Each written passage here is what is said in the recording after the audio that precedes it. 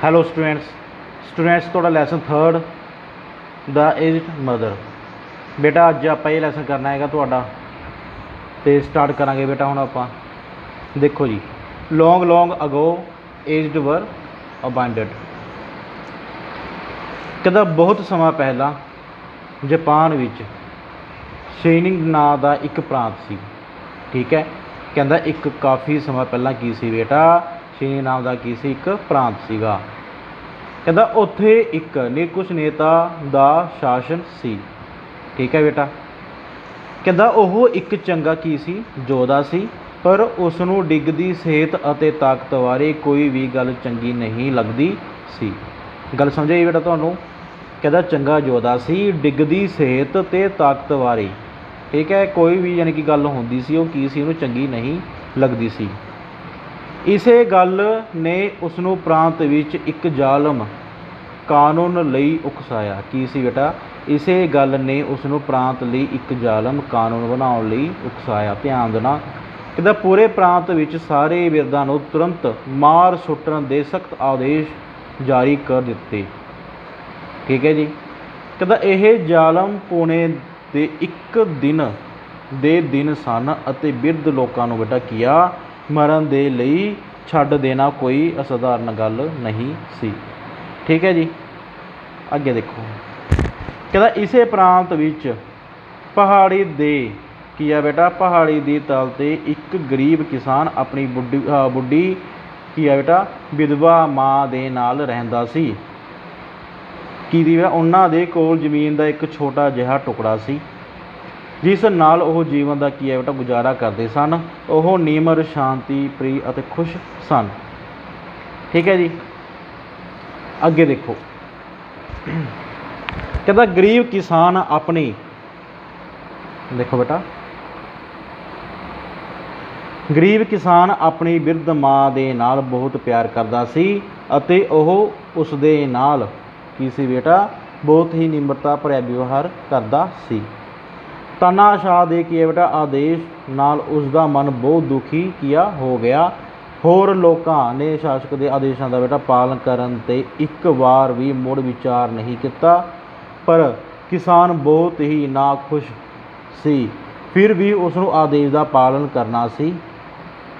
ठीक है, इसलिए किसान ने वह तरीका अपनाउण की तैयारी लई जो उस काल विच मौत का सब तो दया भरिया तरीका मन्निया जाता सी। ठीक है, तरीका अपनाउण की तैयारी बेटा की सी कर लई जो की सी बेटा मौत का सब तो दया भरिया तरीका मन्निया जाता सी। अगे देखो, शाम के समय जदों दिन भर का काम खत्म हो गया, उसने कुछ कच्चे चौल जो गरीब की सी बेटा जो गरीबां का भोजन सी लए अते उन्हां नूं की है बेटा पकाया। अगे देखो जी, उसने चौलों नूं सुका के एक कपड़े की है बेटा विच इन्हां दी गठरी बना के इन्हां नूं अपने गले विच लटका लिया। उसने ठंडे पानी नाल भरे एक बर्तन भी उन्हां दे नाल की है बेटा लटका लिया। तद उसने अपनी लाचार बुढ़ी माँ नूं अपनी पिठ ते किया चुक लिया अते पहाड़ी ते अपनी कष्टमई यात्रा लई चल पिया। सड़क लंबी अते बेटा की सी सीधी खड़ी सी। तंग सड़क नूं थां थां ते शिकारियां अते लकड़हारियां द्वारा बेटा किया बनाए गए रस्ते कटते रहे। कुछ थावां ते ओह उलझ गए अते भटक गए अते उसने इस बारे नहीं सोचा। उसनूं तां अपनी प्यारी माँ नूं त्यागना सी, इसलिए की है बेटा इस गल का कोई महत्व नहीं सी कि वह किस रस्ते तो पहाड़ की चोटी ते पहुँचे। देखो जी, कहता वह अन्नेवाह की है बेटा उपर वाल चढ़ता गया तो वधेरे उपर उस बनस्पति रहत शिखर वाल जो उपाट सुआवां दे नाल बेटा किया जाना जाता सी।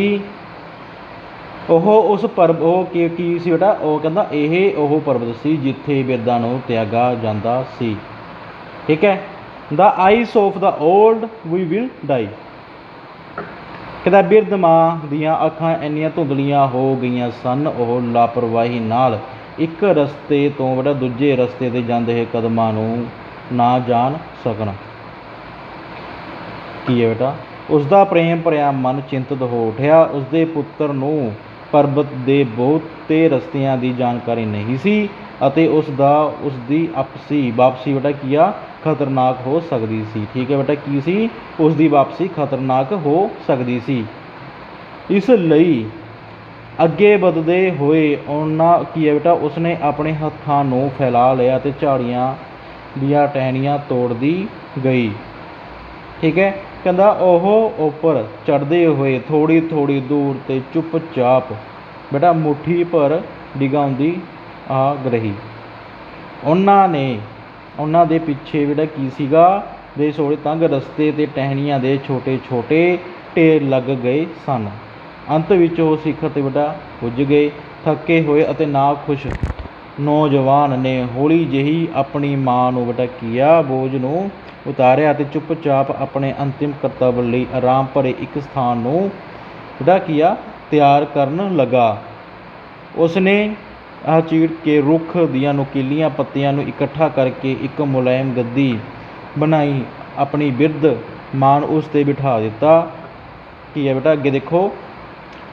ਉਸਨੇ ਉਸਦੇ ਨਰਮ ਕੋਟ ਨੂੰ ਉਸਦੇ ਝੁਕੇ ਮੋਢਿਆਂ ਦੇ ਹੋਰ ਜ਼ਿਆਦਾ ਨੇੜੇ ਤੱਕ ਕਰ ਦਿੱਤਾ ਅਤੇ ਰੋਂਦੇ ਹੋਏ ਅਤੇ ਦੁਖੀ ਮਨ ਨਾਲ ਕੀ ਹੈ ਬੇਟਾ, ਆਪਣੀ ਮਾਤਾ ਨੂੰ ਅਲਵਿਦਾ ਕਿਹਾ। ਅੱਗੇ ਦੇਖੋ ਜੀ। ਉਸਦੀ ਮਾਂ ਨੇ ਕੰਬਦੀ ਆਵਾਜ਼ ਅਤੇ ਨਿਰਸਵਾਰਥ ਪਿਆਰ ਨਾਲ ਉਸ ਨੂੰ ਅੰਤਿਮ ਨਿਰਦੇਸ਼ ਦਿੱਤੇ। ਉਸਨੇ ਕਿਹਾ, ਪੁੱਤਰ, ਆਪਣੀਆਂ ਅੱਖਾਂ ਬੰਦ ਨਾ ਹੋਣ ਦੇਣਾ। ਪਰਬਤ ਦਾ ਰਸਤਾ ਕੀ ਹੈ ਬੇਟਾ, ਖਤਰੇ ਨਾਲ ਭਰਿਆ ਹੋਇਆ ਹੈ।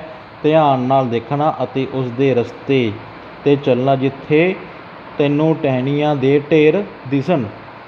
ਠੀਕ ਹੈ, ਉਹ ਤੈਨੂੰ ਹੋਰ ਹੇਠਾਂ ਜਾਣ ਤੇ ਜਾਣੂ ਰਸਤੇ ਤੱਕ ਲੈ ਜਾਣਗੇ। ਪੁੱਤਰ ਨੇ ਹੈਰਾਨੀ ਭਰੀਆਂ ਨਜ਼ਰਾਂ ਨਾਲ ਪਿੱਛੇ ਰਸਤੇ ਵੱਲ ਦੇਖਿਆ ਅਤੇ ਫਿਰ ਆਪਣੀ ਲਾਚਾਰ ਬਿਰਧ ਮਾਂ ਦੇ ਥੱਕੇ ਹਾਰੇ ਹੱਥਾਂ ਨੂੰ ਦੇਖਿਆ, ਜਿਨ੍ਹਾਂ ਵਿੱਚ ਉਸਦੇ ਪਿਆਰ ਭਰੇ ਦੇ ਕਾਰਨ ਕੀ ਆ ਬੇਟਾ, ਪਿਆਰ ਭਰੇ ਕੰਮ ਦੇ ਕਾਰਨ ਝਰੀਟਾਂ ਆਈਆਂ ਹੋਈਆਂ ਸਨ ਅਤੇ ਜੋ ਮੈਲੇ ਹੋ ਗਏ ਸਨ। ਅੱਗੇ ਦੇਖੋ ਜੀ। ਉਹ ਅੰਦਰੋਂ ਟੁੱਟ ਗਿਆ ਸੀ। ਹੇਠਾਂ ਜ਼ਮੀਨ ਦੇ ਕੀ ਹੈ ਬੇਟਾ, ਹੇਠਾਂ ਜ਼ਮੀਨ 'ਤੇ ਝੁਕ ਕੇ ਉਹ ਉੱਚੀ ਆਵਾਜ਼ ਵਿੱਚ ਚਲਾਇਆ, ਉਹ ਆਦਰਯੋਗ ਮਾਂ, ਤੇਰੀ ਦਿਆਲਤਾ ਨਾਲ ਮੇਰਾ ਦਿਲ ਫਟਦਾ ਜਾ ਰਿਹਾ ਹੈ। ਮੈਂ ਤੈਨੂੰ ਨਹੀਂ ਛੱਡਾਂਗਾ। ਅਸੀਂ ਟਹਿਣੀਆਂ ਵਾਲੇ ਰਸਤੇ 'ਤੇ ਇੱਕ ਸਾਥ ਜਾਵਾਂਗੇ ਅਤੇ ਇਕੱਠੇ ਮਰਾਂਗੇ। Once more he life and not fidelity. ਉਸਨੇ ਇੱਕ ਵਾਰ ਫਿਰ ਆਪਣੀ ਮਾਂ ਨੂੰ ਮੋਢਿਆਂ 'ਤੇ ਚੁੱਕ ਲਿਆ ਅਤੇ ਕੀ ਹੈ ਬੇਟਾ, ਤੇਜ਼ੀ ਨਾਲ ਹੇਠਾਂ ਘਾਟੀ ਵੱਲ ਆਪਣੀ ਛੋਟੀ ਜਿਹੀ ਝੌਂਪੜੀ ਵੱਲ ਜਾਣ ਲਈ ਰਸਤੇ ਵਿੱਚ ਚੱਲ ਪਿਆ।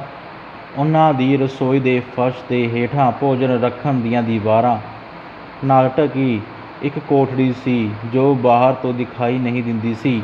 ਪੁੱਤਰ ਨੇ ਆਪਣੀ ਮਾਂ ਨੂੰ ਉੱਥੇ ਕੀ ਹੈ ਬੇਟਾ, ਲੁਕਾ ਲਿਆ। ਉਸਨੇ ਜਿਹੜੀ ਚੀਜ਼ ਦੀ ਲੋੜ ਹੁੰਦੀ ਸੀ ਉਸਨੂੰ ਉੱਥੇ ਪਹੁੰਚਾਉਂਦਾ ਰਿਹਾ, ਲਗਾਤਾਰ ਉਸਦਾ ਧਿਆਨ ਰੱਖਦਾ ਸੀ ਅਤੇ ਡਰਦਾ ਰਿਹਾ ਕਿਤੇ ਉਸਦਾ ਪਤਾ ਨਾ ਲੱਗ ਜਾਵੇ। ਸਮਾਂ ਬੀਤਦਾ ਗਿਆ ਅਤੇ ਹੁਣ ਉਹ ਆਪਣੇ ਆਪ ਨੂੰ ਸੁਰੱਖਿਅਤ ਮਹਿਸੂਸ ਕਰਨ ਲੱਗਾ। ਤਦ ਹੀ ਸ਼ਾਸਕ ਨੇ ਆਪਣੀ ਸ਼ਕਤੀ ਦਿਖਾਵਾ ਕਰਨ ਲਈ ਇੱਕ ਅਨੁਚਿਤ ਆਦੇਸ਼ ਦੇ ਕੇ ਸੰਦੇਸ਼ਵਾਹਕਾਂ ਨੂੰ ਭੇਜਿਆ। ਉਸਦੀ ਮੰਗ ਸੀ ਕਿ ਉਸਦੀ ਪ੍ਰਜਾ ਉਸ ਨੂੰ ਰਾਖ ਦੀ ਰੱਸੀ ਭੇਂਟ ਕਰੇ।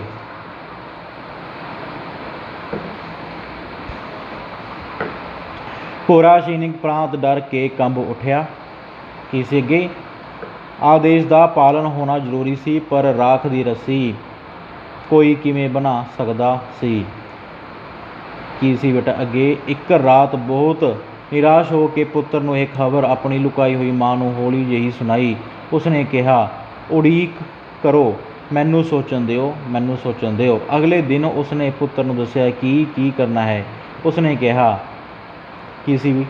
ਮੁੜੇ ਹੋਏ ਤਿਨਕਿਆਂ ਨਾਲ ਇੱਕ ਰੱਸੀ ਬਣਾਓ, ਉਸਦੇ ਪੱਧਰੇ ਪੱਥਰਾਂ 'ਤੇ ਇੱਕ ਲਾਈਨ ਵਿੱਚ ਫੈਲਾ ਦਿਓ ਅਤੇ ਜਿਸ ਰਾਤ ਨੂੰ ਹਵਾ ਨਾ ਚੱਲ ਰਹੀ ਹੋਵੇ ਇਸ ਨੂੰ ਜਲਾਓ।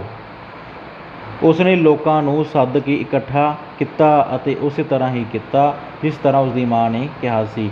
ਅਗਲੇ ਜਦੋਂ ਅੱਗ ਸ਼ਾਂਤ ਹੋਈ ਤਾਂ ਉਸਨੇ ਕੀ ਆ ਬੇਟਾ, ਉੱਥੇ ਪੱਥਰਾਂ 'ਤੇ ਰਾਖ ਦੀ ਰੱਸੀ ਦਿਖਾਈ ਦੇ ਰਹੀ ਸੀ ਜਿਸ ਦੇ ਰੇਸ਼ੇ ਅਤੇ ਮੋੜ ਸਾਫ਼-ਸਾਫ਼ ਦੇਖੇ ਜਾ ਸਕਦੇ ਸਨ।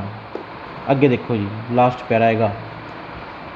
ਗਵਰਨਰ ਨੌਜਵਾਨ ਦੀ ਬੁੱਧੀਮਤਾ 'ਤੇ ਖੁਸ਼ ਸੀ ਅਤੇ ਉਸਨੂੰ ਕੀ ਬੇਟਾ, ਉਸਨੇ ਉਸਦੀ ਭਰਪੂਰ ਪ੍ਰਸ਼ੰਸਾ ਕੀਤੀ, ਪਰ ਉਸਨੇ ਇਹ ਜਾਣਨ ਦੀ ਮੰਗ ਰੱਖੀ ਸੀ ਕਿ ਇਹ ਬੁੱਧੀਮਤਾ ਕਿੱਥੋਂ ਪ੍ਰਾਪਤ ਕੀਤੀ। ਕਿਸਾਨ ਚਲਾਇਆ, ਉਹ ਮਰ ਗਏ, ਸੱਚਾਈ ਤਾਂ ਦੱਸਣੀ ਪਏਗੀ। ਪੂਰੀ ਤਰ੍ਹਾਂ ਝੁਕਦੇ ਹੋਏ ਉਸਨੇ ਸਾਰੀ ਕਹਾਣੀ ਆਖ ਸੁਣਾਈ। ਸ਼ਾਸਕ ਨੇ ਸੁਣਿਆ ਅਤੇ ਫਿਰ ਨਾਖੁਸ਼ ਹੋ ਕੇ ਸੋਚਣ ਲੱਗਾ। ਅਖੀਰ ਉਸਨੇ ਆਪਣਾ ਸਿਰ ਝੁਕਿਆ। ਉਸਨੇ ਗੰਭੀਰਤਾ ਨਾਲ ਕਿਹਾ, ਸ਼ੀਨਿੰਗ ਦੇ ਨੂੰ ਨੌਜਵਾਨਾਂ ਦੀ ਤਾਕਤ ਤੋਂ ਜ਼ਿਆਦਾ ਕੁਝ ਹੋਰ ਚਾਹੀਦਾ ਹੈ। ਕੀ ਸੀ ਉਹ? ਮੈਂ ਇੰਨੀ ਕਹਾਵਤ ਕਿਵੇਂ ਭੁੱਲ ਗਿਆ ਕਿ ਬੁੱਧੀਮਤਾ ਕੀ ਆ ਬੇਟਾ, ਚਿੱਟੇ ਵਾਲਾਂ ਦੇ ਨਾਲ ਆਉਂਦੀ ਹੈ। ਉਸੇ ਪਲ ਉਸਨੇ ਜ਼ਾਲਮ ਕਾਨੂੰਨ ਨੂੰ ਖਤਮ ਕਰ ਦਿੱਤਾ। ਉਸਨੂੰ ਅਹਿਸਾਸ ਹੋ ਗਿਆ ਬੁਢਾਪਾ ਜੀਵਨ ਦਾ ਕੀ ਆ ਬੇਟਾ, ਅਨੁਭਵ ਹੈ, ਨਾ ਕਿ ਕਮਜ਼ੋਰੀ। ਇਸ ਤਰ੍ਹਾਂ ਬੇਟਾ ਤੁਹਾਡਾ ਇਹ ਲੈਸਨ ਖਤਮ ਹੁੰਦਾ ਹੈਗਾ। Okay students, thank you.